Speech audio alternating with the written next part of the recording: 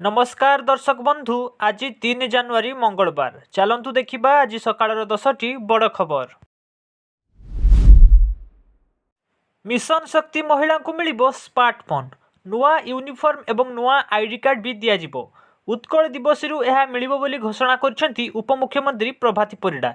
Mission शक्ति भवन ठारे आयोजित कार्यक्रम स्वयं सहायक गोष्ठी मानक सुध फेरस्त कार्यक्रम में जोगदे उपमुख्यमंत्री कहते जे स्मार्टफोन कम्युनिटी रिसोर्स पर्सन को मिल 46,000 सीआरपी को मिल नुआ मोबाइल। मिशन शक्ति महिला को दि जाइथिबा साड़ी रे रहिबो ओडिया अस्मितार झलक। ए कथा कहते उपमुख्यमंत्री प्रभाती परिड़ा। ओडिशा को मिल 10,928 कोटी टंका। गतकाली केंद्रीय बजेट 2026-27 लोकसभा आगत होगा पर आज रेल बजेट्र चित्र सामना को आसी। ओडिशा पई रेल बजेट रे 10,928 कोटी टंका व्ययबराद करा जायछि, जहाँ गत वर्ष ठारू बहुत अधिक। गत थर ओडिशा को मिलता 10,599 कोटी टंका। एभली कहिसेंति केंद्र रेल मंत्री अश्विनी वैष्णव। ओडिशा को फोकस रे प्रधानमंत्री नरेंद्र मोदी को रखिथिबा सूचना दैछंती अश्विनी वैष्णव। आज ओडिशा आसुचंती राष्ट्रपति द्रौपदी मुर्मू। 6 दिनिया ओडिशा गस्तर आसुचंती महामहिम। भिन्न कार्यक्रम में सामिल हेबे महामहिम राष्ट्रपति। एथिपाई भुवनेश्वर रे सुरक्षा व्यवस्था को कड़ाकड़ी करा जायछि। राष्ट्रपति जीवाकु थिबा रास्ता गुड़िकरे कटकणा जारी करा जायछि। एने कमिशनरेट पुलिस पक्षरु ट्राफिक कटकणा जारी करा जायछि। 2 तारिख संध्यारे भुवनेश्वर पहुंचबे महामहिम राष्ट्रपति। 5 जिले में 6 दिन बिताइबे राष्ट्रपति द्रौपदी मुर्मू। पुरी, खोर्धा, बालेश्वर, जाजपुर, मयूरभंज रही विभिन्न प्रकार कार्यक्रम। जाजपुर रे माँ बिरजा दर्शन करेंगे। तापर मयूरभंज गस्तरे जिबे राष्ट्रपति द्रौपदी मुर्मू। पुरी श्वेतगंगार पिंडदान सह महाप्रभु को दर्शन करेंगे द्रौपदी मुर्मू। हाइकोर्ट रे होइतिबा एएस परीक्षा बा असिस्टेंट सेक्शन ऑफिसर परीक्षा प्रश्न प्रकट मामला रे सिलिकॉन टेक लैब्र मालिक सुरेश नायक को रिमांड आनिब कमिशनरेट पुलिस।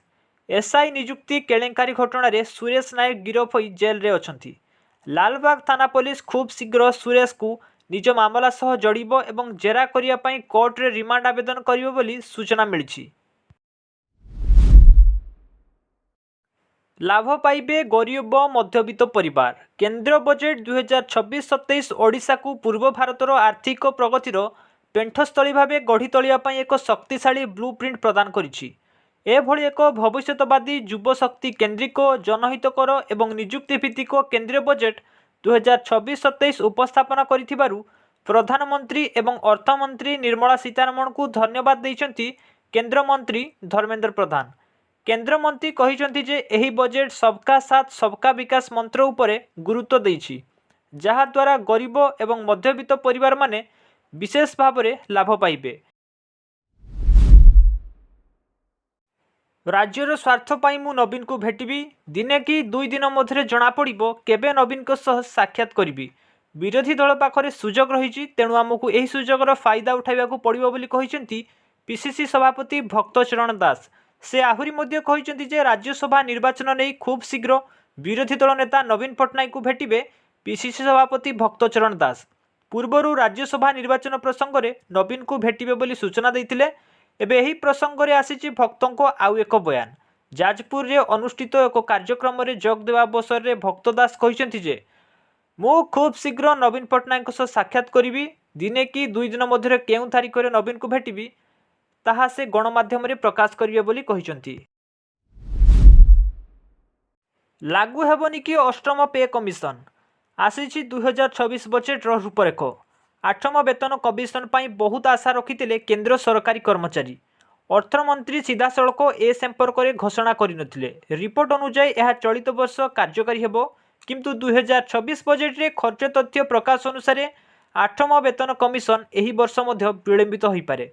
सरकार बजेट रे आगामी खर्च विषय विवरणी प्रदान करछंती, जेउथिरे प्रतिष्ठान खर्चर तथ्य अंतर्भुक्त, जहाँ 2026-27 आर्थिक वर्ष पाई 8,24,114 कोटी हेबो बोली आकलन करा जायछि, जहाँ गत वर्ष 7,82,701 कोटी तुलन में 41,413 कोटी वृद्धि होइछि।